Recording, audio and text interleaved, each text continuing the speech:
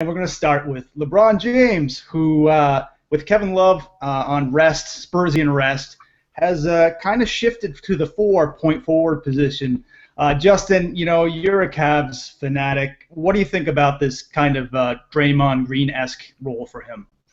I think it's the ideal role for him, and this is typically the time of year that we see him transition into more and more post play. One of the unique things of having Kevin Love on the team is that LeBron can play a lot of power forward offensively, with Love switching onto the perimeter. Now, the interesting wrinkle is Tyronn Lue has indicated that they're going to go to a lot more sets with Kevin Love playing as the center. LeBron at power forward, and Iman Shumpert taking the small forward role. That small forward role was originally intended for Joe Johnson, but he ended up signing with the Heat. So it's going to be interesting to see how that works. Obviously, Love doesn't have to deal with as much quickness at the center position, but how he holds up defensively is going to be the major test of that. Maybe they give up less penetration with Iman Shumpert now defending on the perimeter rather than James, who's been a bit of a turnstile on there. But it'll be the true test to see if that lineup can hold up defensively, because offensively it shouldn't have any problems generating tons of points. Phil, you like it?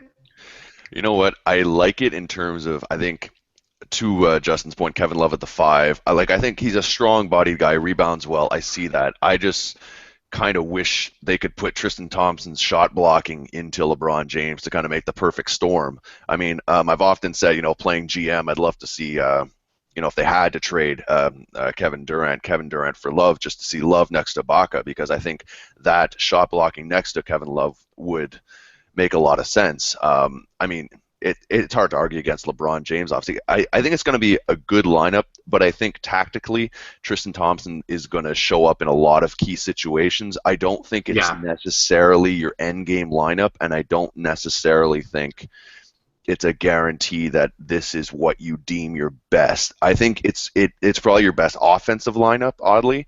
And what's really cool about this is his rebounding numbers and stats should jump a bit from this, being able to play center, and he won't have to play as much away from the basket. He will be able to, but what they'll be able to do in that offensive set is have literally the option of having everyone spread out, right? So you can let LeBron James cut in, get a lot more drives with everyone being pulled away. So that's something very dangerous on the offensive side.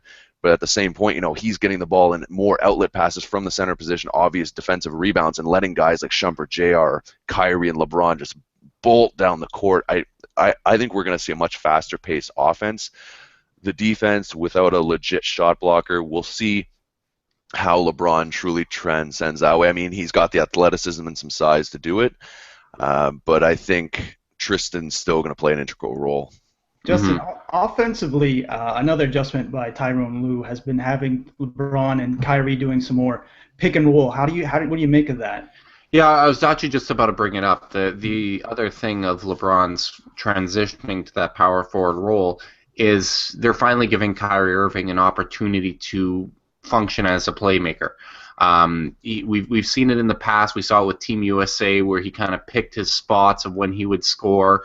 And over February, it's actually kind of funny to see Kyrie get criticism as a playmaker when he's playing off ball, and he was only getting 1 assist fewer per game than LeBron in February.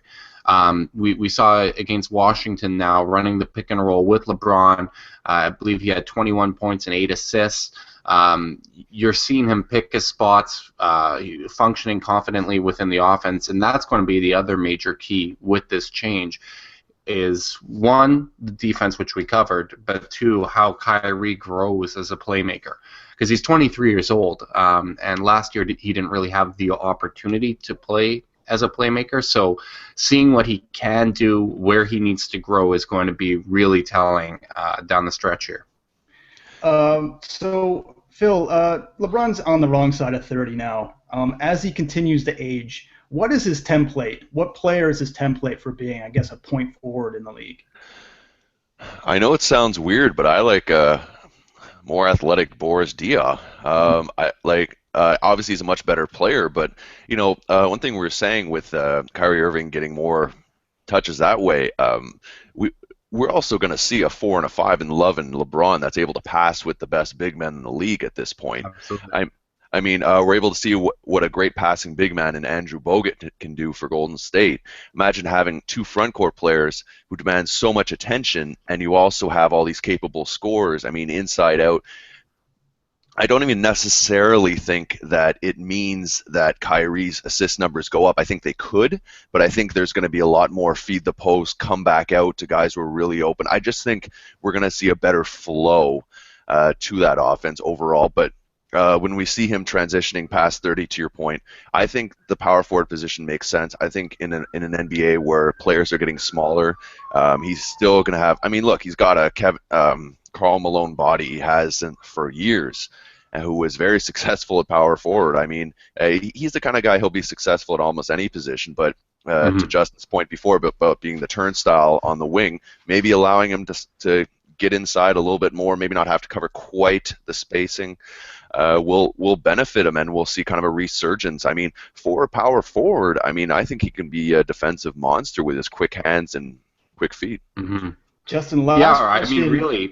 I just got to throw this one last question to you. Do you think you'll ever feel like a robot, Draymond Green style, in that role?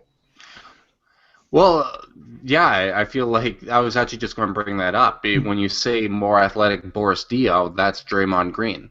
Boris Diaw is the only comp I can think of Draymond Green in the past, at least when he was in Phoenix and was slimmer. But yeah, I think that's the ideal role for LeBron, especially with his jump shot kind of leaving him. Because if he's the one initiating the offense without a jump shot, that makes your pick and roll less potent, because if he's bringing the ball up and he's using that screen, you can just go under because you know he's not a three-point threat anymore.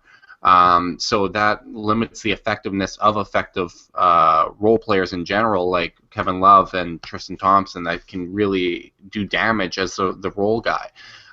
So I think that is the ideal role for him as he transitions throughout his career. So it's LeBron James, point forward.